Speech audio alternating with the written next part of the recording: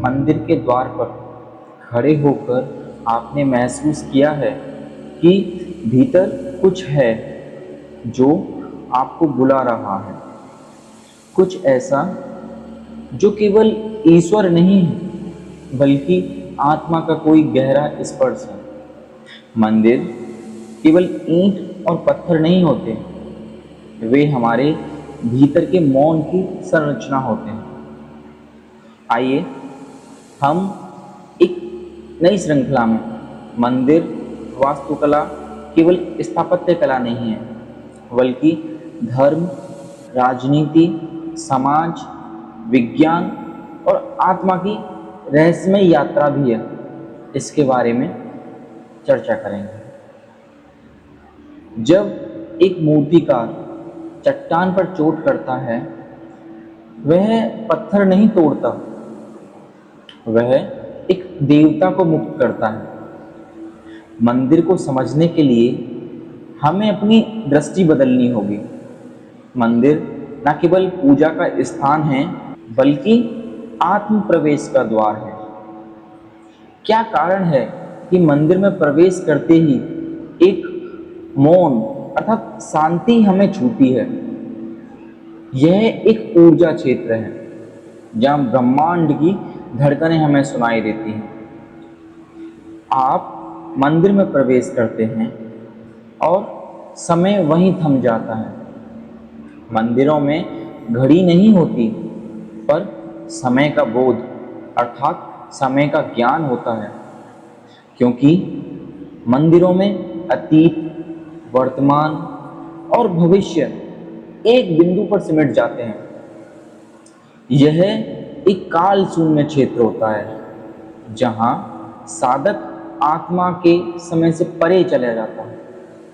वैसे तो भारत में ऐसे बहुत सारे मंदिर हैं जहाँ हम ऐसा महसूस कर सकते हैं, लेकिन चिदम्बरम मंदिर, जहाँ पर शिव का आकाश तत्व मंदिर है और वहाँ भगवान शिव की शून्य की पूजा होती है।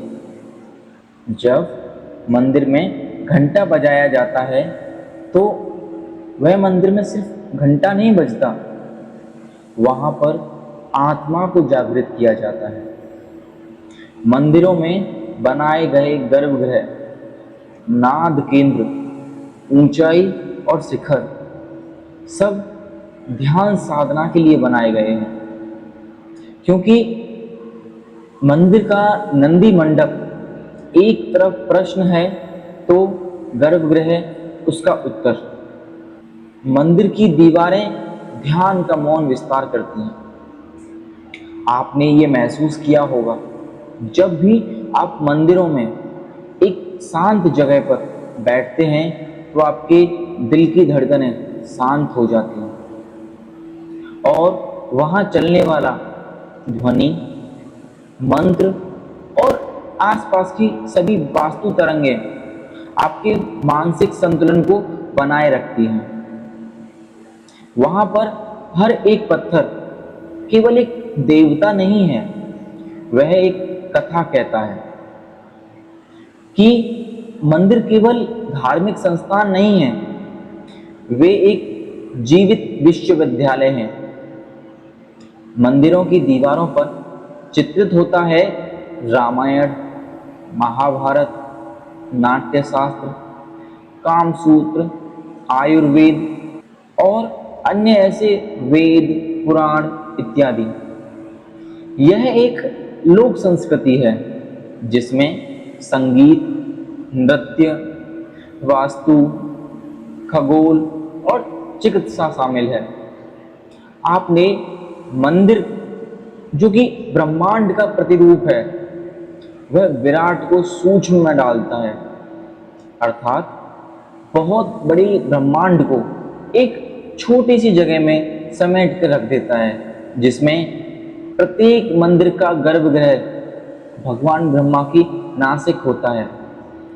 प्रत्येक मंदिर का शिखर भगवान ब्रह्मा का ब्रह्मरंध्र होता है और मंदिरों के द्वार सभी इंद्रियां होती हैं और जो मंदिर के आसपास जलकुंड होता है वह उसका प्राण होते हैं। और आपने देखा होगा मंदिरों के पास जो भगवान नंदी होते हैं वह बताते हैं प्रतीक्षा को, और अंत में जो शिवलिंग होता है वह उस पूरे ब्रह्मांड का निर्गुण सगुण का मिलन बताते हैं। वैसे तो गर्भगृह अंधकार में होता है, क्योंकि आत्मा की यात्रा भीतर अज्ञान में होती है। प्रकाश बाहर नहीं है, भीतर से आता है, क्योंकि मंदिर वह स्थान है जहाँ व्यक्ति नहीं पूछता बल्कि सुनता है। और वैसे भी ऋषियों ने कहा है, मौन ही ब्रह्म की भाषा है। मंदिर मौन की शक्ति को संरचना देता है। जब भक्त मंदिर में प्रवेश करता है वह बहुत सारे प्रश्नों से भरा होता है, लेकिन बाहर आते आते मौन में डूब जाता है। आपने देखा होगा प्राचीन मंदिर भी आज भी ज्यों के त्यों ही खड़े हैं, लेकिन क्या वे भीतर से उतने ही जीवित हैं जो पहले हुआ करते थे? आज के मंदिरों में भीड़ है पर भक्ति बहुत कम हो गई है। वहां बहुत सारी ज्योति है, अर्थात लोगों की चहल पहल और बहुत सारी चीजें जो हमें इस ब्रह्मांड से दिखावटी जैसा लगता है, पर दृष्टि नहीं जो प्राचीन काल में हुआ करती थी। वहां बहुत सारे अनुष्ठान भी हुआ करते हैं, लेकिन उन अनुष्ठानों में होने वाला वह प्राचीन अनुभव नहीं। फिर भी मंदिर को एक आत्मिक ऊर्जा का केंद्र बनाना होगा, जहां व्यक्ति स्वयं को खोजे, ईश्वर को नहीं, क्योंकि ईश्वर तो हर जगह आप में, मुझ में, इस ब्रह्मांड के कण कण में व्याप्त है। मंदिर केवल एक यात्रा नहीं है, वह स्वयं यात्रा है। वह केवल ईश्वर को नहीं, आत्मा को भी प्रकट करता है। जब अगली बार आप किसी मंदिर को जाएं, वह मूर्ति से नहीं, अपनी शांति से संवाद करें, अपने मौन से संवाद करें, क्योंकि मंदिर की सबसे बड़ी शक्ति उसकी दीवारों में नहीं है, बल्कि आपके भीतर। वह कंपन जब मंदिरों में आरती होती है, मंत्र विद्या का पाठन होता है, और वह कंपन जब हमारे अंदर जागता है, उसमें वह शक्ति होती है। उस शक्ति को आप पहचानें, वह शक्ति ही आपको मंदिरों के बारे में और बहुत अच्छे से समझा पाएगी। वैसे यह एपिसोड यहाँ समाप्त होता है।